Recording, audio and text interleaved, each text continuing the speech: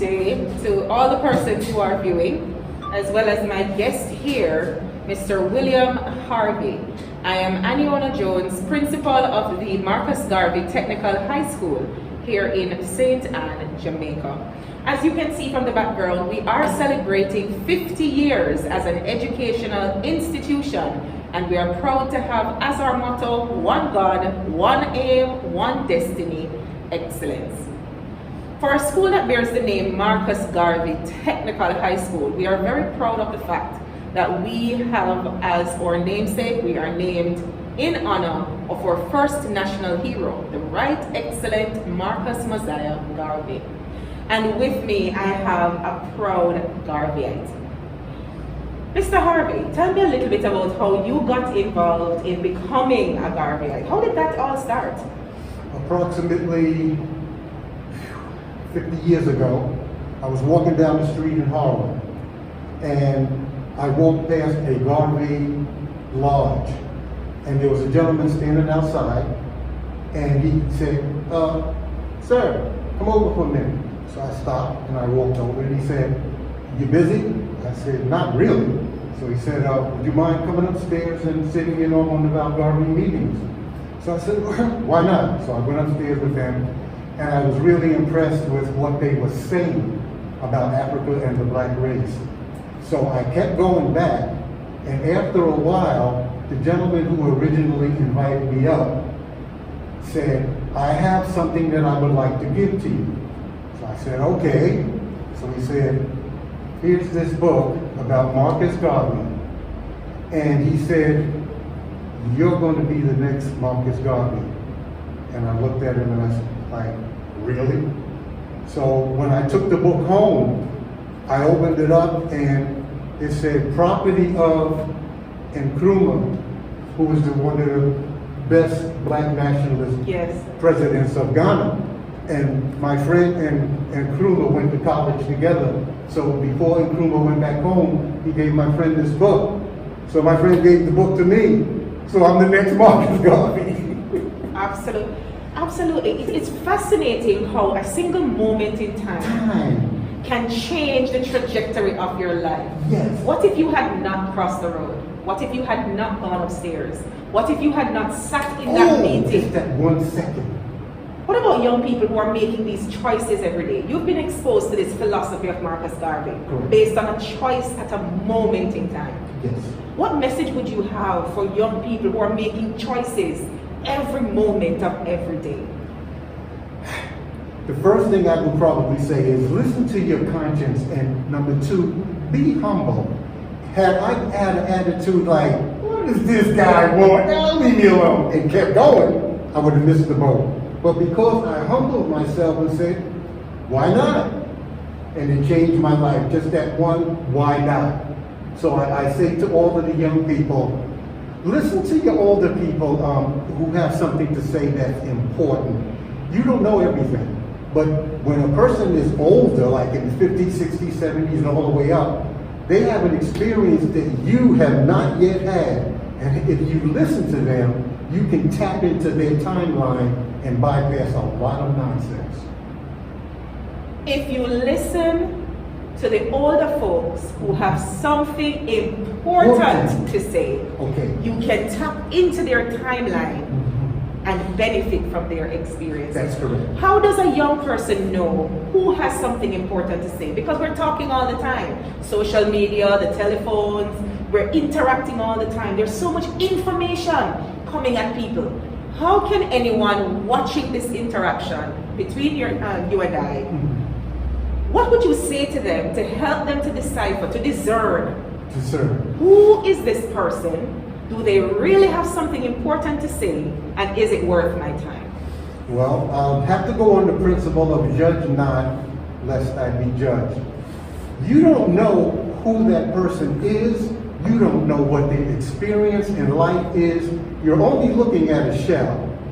When you hear that voice come out of that shell, stop for a second and just say, okay, let me listen. And if you just listen for a few minutes, something is going to come out of that voice that you're going to say, holy smokes, this person isn't as messed up as I thought because I'm judging them on how they look.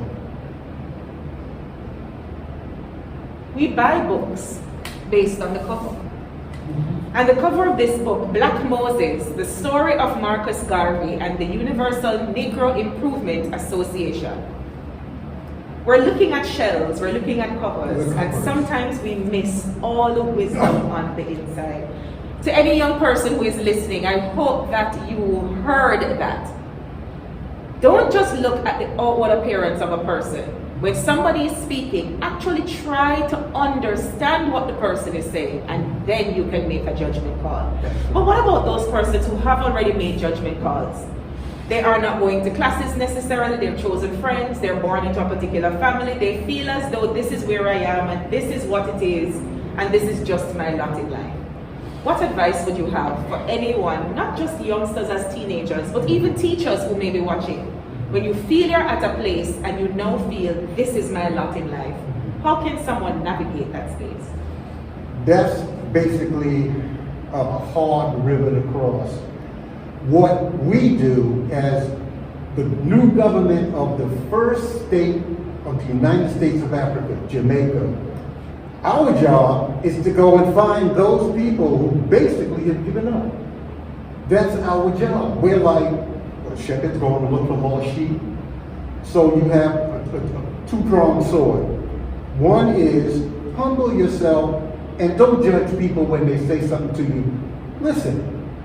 The second one is, if you made up your mind that this is it for me, I can't get any better than this, then it is upon those of us who know to come and find you. We have youngsters right now who know nothing at all about Marcus Garvey. Correct. When they think about their reality, they hear about the Black Lives Matter movement. They think about colorism. If I'm lighter skinned, I have more opportunities. People judge me less harshly the lighter my skin is and based on my address. Yes. What have you learned personally as a black man in this journey called life? Yes. And having been exposed to the philosophy of Marcus Garvey and devised some of your own, what nuggets of wisdom can you share with persons as they navigate this space of being a young black person in the world today? the first thing that hits my heart is not to embrace the traditions, the culture, the values of others prior to looking at yourself. We know that we are great people. We've come out of a great continent. We lost it all because of being knuckleheads. We just lost it all. Now we're all scattered all over the planet trying to figure out what to do. Garvey said, look towards your mother. Our mother is Mother Africa. And we have to understand something about the continent itself, the land. It gave birth to us. That's why we look the way we look. When you turn your back on your mother has something to say to you that's very important and critical. My parents used to say to me and others, I brought you in this world, I will take you out of here. And right now, because black people are not paying attention to Garveyism, and they don't care about Africa, there's something going on that we need to pay close attention to. Mother Africa is very pissed. And until we get it together, we're leaving here. Because Garvey said, if you don't want to join the industrialized nations of the world, if you don't want to stand up and eat at the table with the rest of the diners, die. What does that mean for the now? A young teacher who is embracing this opportunity to raise up the next set of leaders in the world. Yes. And that's what teachers do. And I think sometimes we underestimate the power of our presence and the things that we say. And also a student of a school named Marcus Garvey. Yes. What would you recommend that they read, that they look for in the philosophy of Marcus Garvey that can guide them? Because I do believe that a lot of persons have never read his work for themselves. All they do is that they hear other people's interpretation. And most persons do not know that Marcus Garvey is known internationally as one of the greatest philosophers ever. Correct. He is up there with Plato and Aristotle and Socrates and all of these persons that we revere. Yes. But our very own that came from St. Anne's Bay. Yes. We don't regard his teachings. What would you have to say in terms of where would you think someone should look in their reading, in their personal search to understand why Garvey is regarded so highly across the world? Well, the history of Garvey goes back way to the early 1900s. At that time, there was an organization called the Niagara Movement, headed by W.E.B. Du Bois. He was light-skinned. They had their talented tent, and they figured, we are going to leave the black race out of our condition, which was just slavery at that time, and bring them into prosperity. Okay, Marcus Garvey at the same time was telling black people, we need to reclaim Africa. Africa is the jewel of the world. We must take it back from foreign rule. Okay, Du Bois called him a black monkey, said he was ignorant. Garvey said, okay, you can keep that. And he kept his movement going, the biggest movement in the world as far as black people. Finally, Garvey gets deported from the United States on mail fraud and all that because he's having such a good effect on black people. Du Bois starts getting older, and he says, you know what, let me read this man's philosophy and opinions and see what this black guy is talking about. After he read the philosophy and opinions, he said, oh my God, the man's a genius, because white people are hanging black people at that time, literally in the streets of New York. So after a while, Du Bois is getting even older. So he goes to China. China's on the rise. Mao Zedong is doing it. He goes to China and he brings a copy of the philosophy and opinions to Mao Zedong. Here, read this. Mao Zedong read the philosophy and opinions and said, Africa for the Africans, China for the Chinese.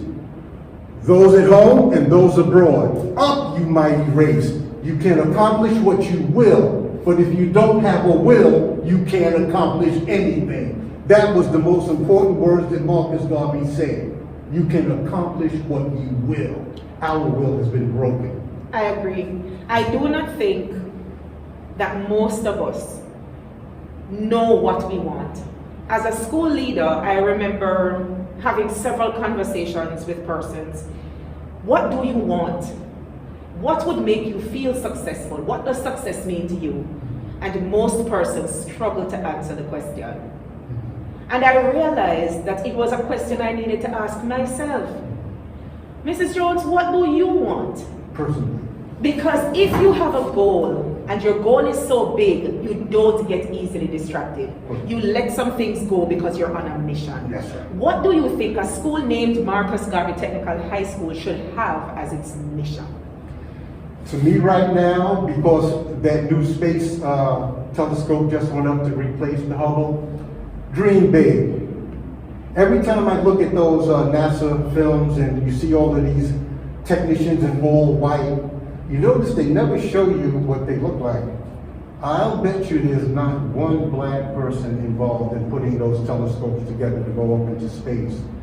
We have got to start thinking big. This small stuff is not going to get it anymore. We have got Jamaica. Why can't Jamaica send up spacecraft like everybody else? Why can't Jamaica manufacture vaccines? Jamaica has got to be the forerunner of all of the other Caribbean islands, all of the other African nations, to take control of technology and run past everyone else the same way Usain Bolt runs past everyone on the track field. I think we have limited ourselves to sports, music, tourism. I think we have really limited ourselves. And when I talk to young people, most persons just want to have a job. They just want to own a little business so that they can pay their basic bills. Yes.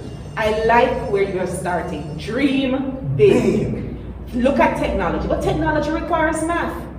That's correct. Technology requires the ability to communicate. Yes. In different languages, including English, and also different technological languages such as the computer. Correct. But many of our children hate math. And they only want to use the computer for games, and they think that they are bad at math. And they can't learn math. Why do you think that that would be something that so many black people fear math? and fear English, and the boys don't want to speak well, and that is for them, and this is for us. Why do you think that is? I think it comes from leadership. To me, I'm a military man. I came out of the United States Marine Corps back in the day, during the Vietnam War. And I realized that had I not joined the Marines in 1966, I will not be sitting here talking to you now, because heroin was the scourge of New York City, yes, killing everybody. So after I came out of the Marine Corps, I had to accept the fact that they made men out of you. This government, all governments, have to take the young men and women now and bring them into an environment where they have structure, discipline, food, a uniform, class, a paycheck, health insurance. They can't get that out here in the street. We look at North Korea. When you watch them march, you go, oh my God. Military All those people precision. moving as one. They have a military government. China, military. Russia, military. The United States doesn't draft anymore, they used to. They need to bring that back. Jamaica needs to make it a policy. Every youth in Jamaica will serve at least 2 years in the JDF. We've got to bring our children into the fold. But parents don't even want us to tell the boys to cut their hair. And the hair is not learning. And why do they need to wear these kinds of shoes? And those things have nothing to do with learning. And I disagree that it has nothing to do with learning. Because I agree with you, the first thing we need to learn is how to be disciplined. Yes. And if you are disciplined, then you're disciplined enough to learn math. Yes. You're disciplined enough to keep fighting, keep pushing, yes, do without sleep, do without food, do without the television, do without a stupid conversation on your phone, because you have a greater goal. That's correct. If it is, what do we say to the parents who do not believe that their young boys should be told no tight pants? They have to cut their hair. They have to sit this way, young ladies. You must speak this way. What do we say to parents who are fighting against the discipline in schools? The parents, I speak to them all the time. I tell them, listen, if you don't get your son and your daughter into a situation where they can be received great guidance and support, if they need support, the chances of your child surviving past 18 all the way up into the early 30s is not very good, because the homicide rate within our class of people is exceptionally high, much higher than white police killing unarmed black men. So I tell the parents, listen, if the government says you must do 2 years in the military minimum, then you can go on about your business. Encourage your child to go in. And if your child tells you, well, I might get killed overseas, now, the odds of you getting killed right here in Jamaica are much higher than you getting killed in Iraq or Afghanistan or whatever. So don't use that excuse to allow your child to hide underneath your bed because they're too afraid, too timid to get out there and face the world. That's why the government is so important. I believe leadership matters. Yes. And I believe that because leadership matters, we must be very, very careful about the selection of governments that set policy. In a school setting, what policies do you think that we should be looking at for the next 50 years to guide our school forward? If there were 3 things that as a school we should focus on for the next 50 years, as you reflect on your own life, your own journey, the teachings of Marcus Garvey, Yes. what 3 things should we be thinking about as a school? Okay. As a school, I would say, I wouldn't put them in this order, but I would say the first thing is this. Connect your brain to your hand. The Chinese are masters of it now. Make things. When I came into the school, I didn't see a section where there was a machine shop and a wood shop and a plastic shop where you make molds and all that. This is a technical school. They must use technology. Every time a child leaves this school and goes home, they've got to bring something home that they made. We don't make anything anymore. The Chinese make it all. So that's number 1, make things. Number 2, Use your skills as a technocrat with these iPhones and all these computers. Once you jump on it, you are masters. I have seen children who are 2 years old do things with a phone that I don't know how to do.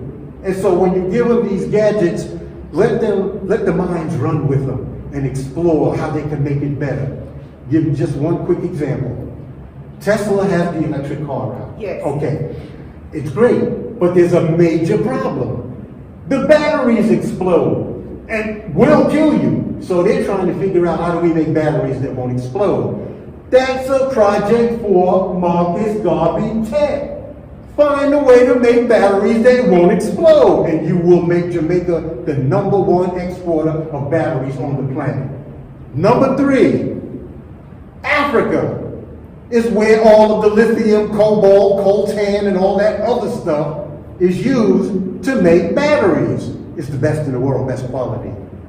Reconnect with your African brothers on the continent and say, listen, those people over there are ripping you off. The government's ripping you off, and so are the people who buy what you dig up out the ground.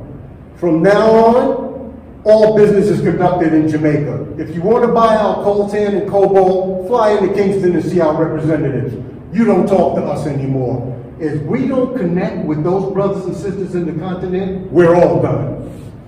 Thank you so much, Mr. Harvey.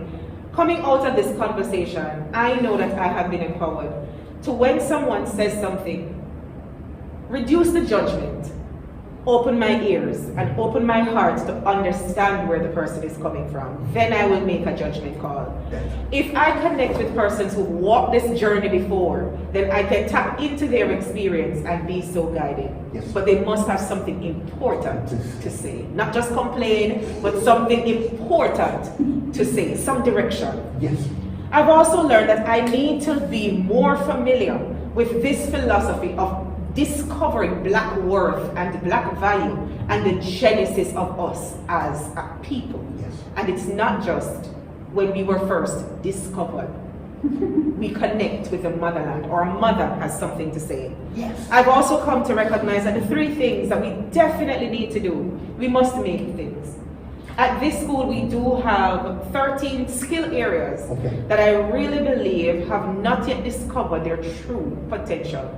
We're learning what other people did, but we're not creating new things. But we must be willing to make mistakes if we're going to discover something new.